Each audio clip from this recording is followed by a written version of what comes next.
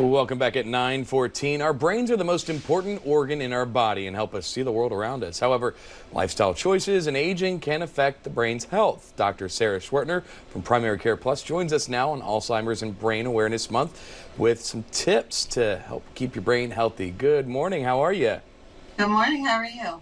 Good, thanks. Thanks for joining us this morning. Obviously, this is a very important topic, especially when we talk about, Brain Awareness Month and Alzheimer's awareness as well. What are some things that you can do to keep your brain healthy? There are a number of things you can do to keep your brain healthy. You want to keep it active, continuing to learn things every day. The longer you go between learning new things, the more likely you are to increase your brain aging.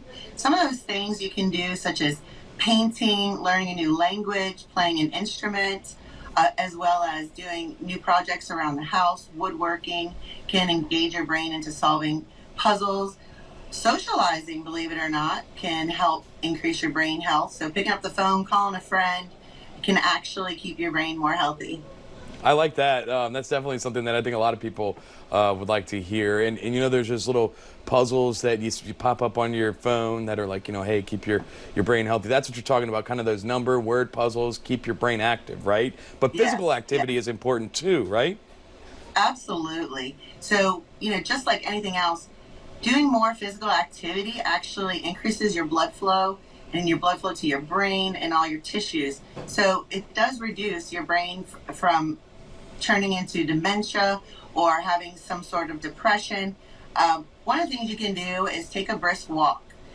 Studies show that just walking increases blood flow to your brain, increases concentration, actually helps you learn better. I was kind of surprised, like, wow, if I take a walk, I'm going to remember something even more. So I love those ideas on how to do physical activity to keep your brain healthy. Maybe that's why those long walks from the LSU parking lot to class helped out so much. All right, how about this?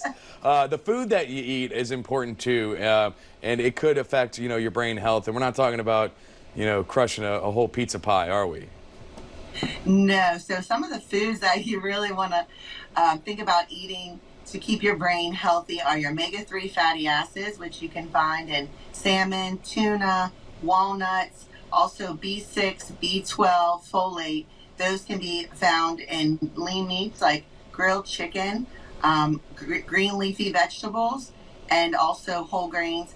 And then you also want to just think about if it's processed food, it's probably not good for your brain. If it's fried food, those trans fatty acids or saturated fats, hydrogenated oils, and partially hydrogenated oils are also bad for your brain health. While we're talking about what's bad for your brain health, let's talk about, some of those other things not outside of food that can be difficult for the brain, like stress and things like that. Yes, so there are things that can affect your brain health negatively, and that's going to be obesity, stress, isolation is actually one of them, living a sedentary life. So again, getting that exercise up and moving will help your brain get healthier. All right, and before we let you go here, we've got about 30 seconds left. Obviously, there's some great tips. How can people learn more about Primary Care Plus, where you're working? You can go online at primarycareplus.com or follow us on Facebook.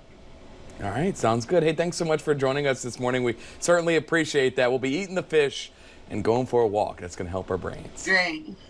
Have a great day.